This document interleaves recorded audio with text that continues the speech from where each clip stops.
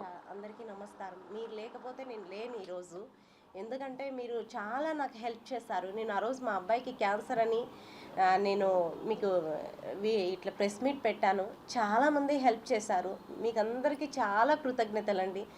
ఈరోజు నేను Apollo cancer హాస్పిటల్లో ఉన్నాను. అక్కడి నుంచి ఇక్కడికి రావడానికి కారణం ఏమిటంటే మా అబ్బాయికి ఇప్పుడు బోన్ మ్యారో ట్రాన్స్ప్లాంటేషన్ కంప్లీట్ అయ్యిందనే మీకు చెప్పడానికి ప్రెస్ మీట్ పెట్టి అందరికీ థ్యాంక్స్ చెప్పడానికే నేను వచ్చాను ఇక్కడికి. ఇంకొద్దిగా హెల్ప్ కావాలి, అందుకనే నేను ఇక్కడికి వచ్చాను. ఏంటంటే ఇప్పుడు ఆ రోజు ఏం జరిగిందంటే ఇక్కడ నేను ప్రెస్ మీట్ పెట్టేసి నేను బెంగళూరుకి వెళ్ళేసాను. నాకేం తెలియదు అప్పుడు మా అబ్బాయి సిచ్యువేషన్ బాగాలేదు. ఇక్కడ ప్రెస్ మీట్ పెట్టేసిన తర్వాత మళ్ళీ ఇక్కడ వీడియో మీ అందరూ సపోర్ట్ చేయడం వల్ల ఎన్టీఆర్ సార్ కాల్ చేయమని చెప్పేసి వెళ్ళారు అక్కడికి. ఇక్కడ కృష్ణ యాదవ్ సార్ చెప్పారనమాట. వచ్చారు అక్కడికి బెంగళూరుకి వచ్చి అక్కడ వీడియో తీసుకున్నారు. మళ్ళీ అక్కడ చాలామంది మేము హెల్ప్ చేస్తాము అని చెప్పేసి ఆ రోజు వీడియోలు అంతా మాట్లాడేసిన తర్వాత నేను ఇంకా వెయిట్ చేశాను. మా అబ్బాయికి అప్పటికే 70% బ్లాస్టర్ అయిపోయింది. ఇంకా నేను 3 days వెయిట్ చేశాను ఎవరైనా హెల్ప్ చేస్తారేమో అని చెప్పేసి. ఇంకా అప్పటికి నాకు ఏ కాల్స్ రాలేదు. సరే ఇంకా నేను ఏం చేయాలో తెలియదుగా నాకు వీడియోలు చూసి విద్యాసాగర్ సార్ కాల్ చేశారు.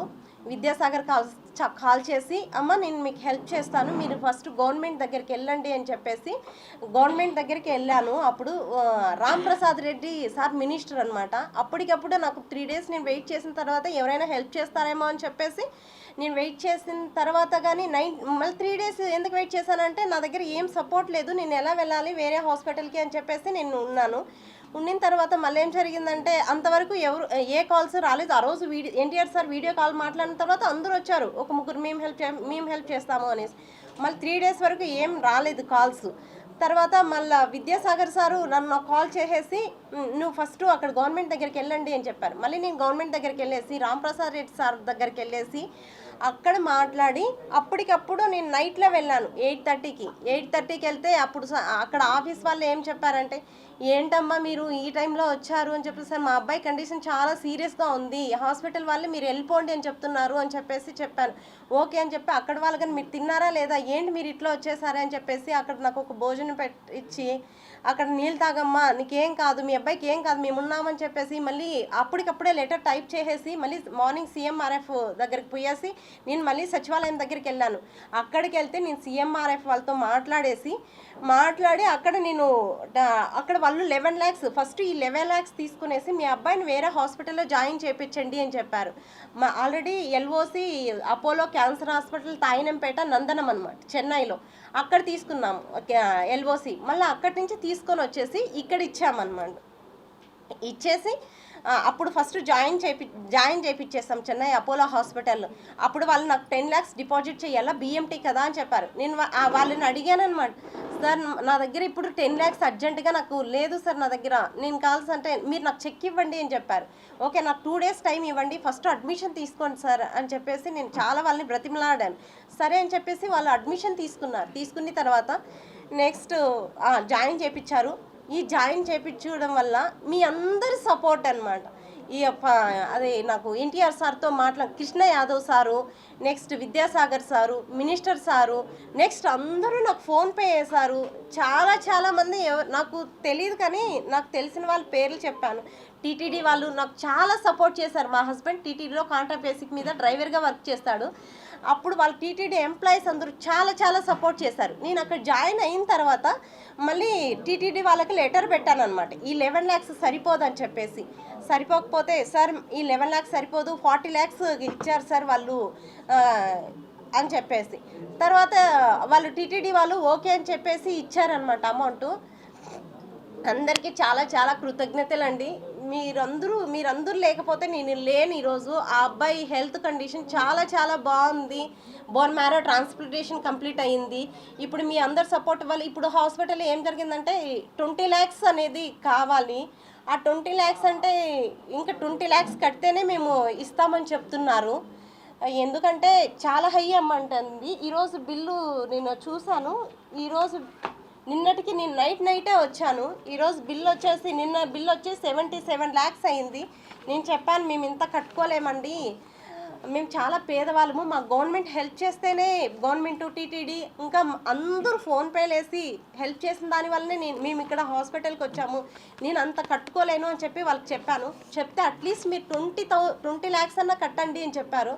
మేడం మేము అది కానీ కట్టలేము అని చెప్తే, లేదండి మీ అబ్బాయి సివియర్ కండిషన్ నుంచి అంటే 90% బ్లాస్టర్ అయినప్పటి నుంచి మేము ఇప్పుడు క్యాన్సర్ లేకన్నా ఏం లేకన్నా వాళ్ళ ఫాదర్ సెల్స్ ఎక్కించి ఇంత చేశాం కదా, అట్లీస్ట్ ఏదైనా 20 lakhs మీరు ఇవ్వండి, లేకపోతే మేము డిశ్చార్జ్ ఇవ్వము అని చెప్పారు. ఇప్పుడు 10 days అటు నుంచి మెడిసిన్స్ మేమే వాళ్ళ మెడిసిన్స్ అంతా ఆఫ్ చేసేస్తారు.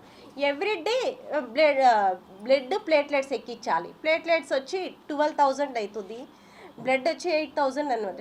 ఇప్పటికి 64 యూనిట్స్ ఎక్కించాము. బట్ అక్కడ బ్లడ్ కావాలంటే మనం ఏం చేయాలంటే డోనర్స్ అనేవి వెతుక్కోవాలి. అక్కడ నాకు చెన్నైలో ఎవరు తెలీదు, లాంగ్వేజ్ ప్రాబ్లం అనమాట. అప్పుడు ఏం చేశానంటే నాకు తెలీదు, అక్కడ బ్లడ్ డి బ్లాక్ అనేది ఒకటి ఉంటుంది.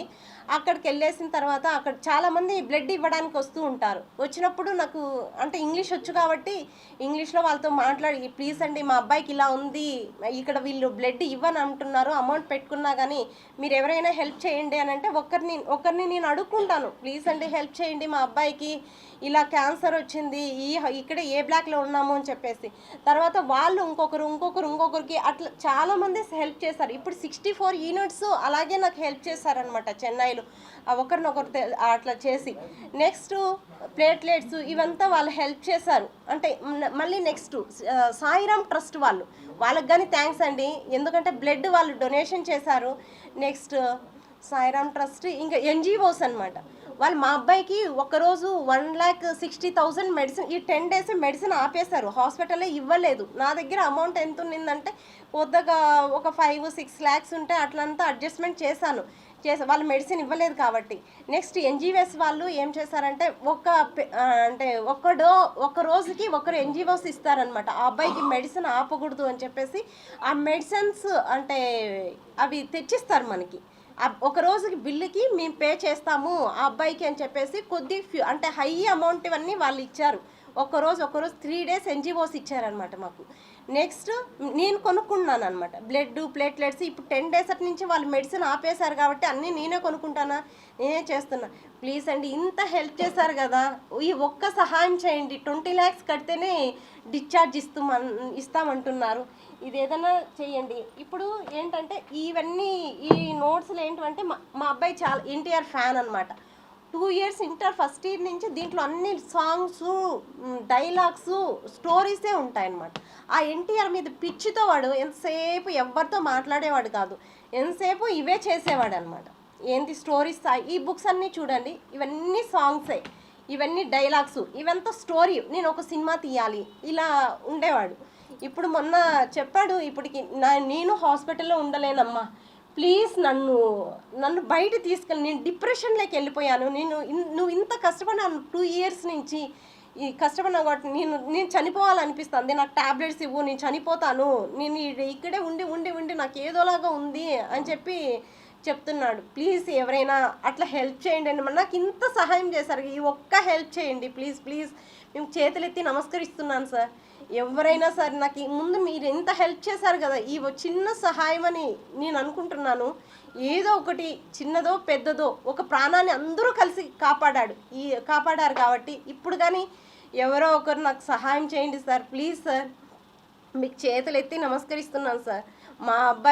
మా హస్బెండ్ తరపున టీటీడీ వాళ్ళు మాకు చాలా సపోర్ట్ చేశారు. JEO madam, EO sir, next TTD employees మొత్తం హెల్ప్ చేశారు సార్. నేను ఒకవేళ ఎవరినైనా నాకు హెల్ప్ చేస్తుంటే ఐఎమ్ ఎక్స్ట్రీమ్లీ సారీ సార్, క్షమించండి. నాకు ఆల్రెడీ 2 days నుంచి ఫీవర్ వస్తుంది, అంటే స్ట్రగుల్ అయ్యి ఎవరైనా నేను మర్చిపోయింటే క్షమించండి సార్. మాకు thanks, very very thanks sir. Please ఈ ఒక్క సహాయం చేయండి సార్, చేతులెత్తి నమస్కరిస్తున్నాను సార్. ఆ అబ్బాయిని డిశ్చార్జ్ చేయించండి సార్, మేము అదే కోరుకుంటున్నాను సార్. ఇంకా ఆ అబ్బాయి ఏం చెప్తాను, నేను చనిపోతానమ్మా, నాకు టాబ్లెట్స్ ఇచ్చేసాయి, నేను చనిపోతాను, నా వల్ల కాదు ఈ జీవితం, నేను భరించలేను, 2 years నుంచి నేను ఇలాగే ఉన్నాను, నా వల్ల కాదు, హాస్పిటల్లో ఉన్నాను 2 years నుంచి. లాస్ట్ 22 డిసెంబర్ 28 అబ్బాయికి కాలు యాక్సిడెంట్ అయింది. కాలు యాక్సిడెంట్ అయిపోయి నెక్స్ట్ హ్యూమనిటీ పవర్ తగ్గిపోయి ఆ క్యాన్సర్ వచ్చిందనమాట. అప్పటి నుంచి ఈ స్ట్రగుల్ అనేది పడుతూనే ఉన్నాను. ఆ అబ్బాయి నేనే ఎంతసేపు హాస్పిటల్లోనే అనమాట. ఆ అబ్బాయి ఏడుస్తుంటే నా ప్రాణం పోయిన. వెయిన్స్ అనేటివి ఉండవు వాళ్ళ క్యాన్సర్ వాళ్ళకి, గుచ్చుతూ ఉంటే అమ్మ అమ్మ అని అరుస్తుంటాడనమాట. ఇప్పుడు కానీ మార్నింగ్ నుంచి నాకు డిశ్చార్జ్ చేస్తేనే నేను మార్నింగ్ నుంచి అట్లీస్ట్ రైస్ గెంచి తాపుతారు ఆ అబ్బాయికి, అది కానీ తాగట్లేదు. నా వల్ల కాదమ్మా, నేను ఉండలేను, నేనే చనిపోతాను అని చెప్తున్నారు సార్. ఏదైనా హెల్ప్ చేయండి సార్. థ్యాంక్స్ సార్, మీ అందరికీ చాలా చాలా thanks sir. Phone number 9490829381, PhonePe Google pay. మా హస్బెండ్ వచ్చి 9676330518.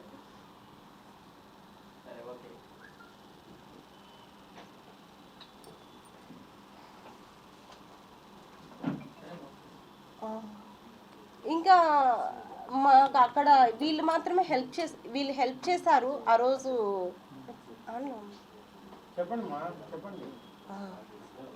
ఇప్పుడు ముందు ఎన్టీఆర్ సార్ హెల్ప్ చేయలేదు, ఇప్పుడైనా ఎన్టీఆర్ సార్ ఆ అబ్బాయికి హెల్ప్ చేయాలని కోరుకుంటున్నాం సార్. అట్లీస్ట్ ఆ అబ్బాయి మీ మీద ఇంత ప్రేమతో ఈ స్టోరీస్ డైలాగ్స్ ఇవన్నీ రాశారు కదా, ఇదన్నా ఒక్కసారైనా మీకు కనికరించండి సార్, ఆ అబ్బాయికి హెల్ప్ చేయండి సార్ ప్లీజ్ సార్. లేదు సార్, చేయలేదు సార్. ఎన్టీఆర్ ఫ్యాన్స్ చేశారు సార్. లేదు సార్, చేయలేదు సార్. ఎన్టీఆర్ ఫ్యాన్స్ వాళ్ళ ద్వారా మాకు 2 lakhs వచ్చింది సార్. 2,50,000 దాకా వచ్చింది సార్ మాకు. ఏం చెప్పారంటే అక్కడ మేము చూసుకుంటానమ్మా, నేను చూసుకుంటాను అని చెప్పారు సార్. ఎన్టీఆర్ సారు నాతో వీడియో కాల్ మాట్లాడిన తర్వాత నేను చూసుకుంటాను అని, నేను చేస్తాను అని చెప్పారు సార్. తర్వాత మాకేం కాల్ చేయలేదు సార్, ఏం చూడలేదు సార్. ఫోన్లో వీడియో కాల్లో మాత్రమే చూశారు సార్. చూసి ఆ అబ్బాయికి ధైర్యం చెప్పారు, ధైర్యంగా ఉండండి అని చెప్పారు సార్.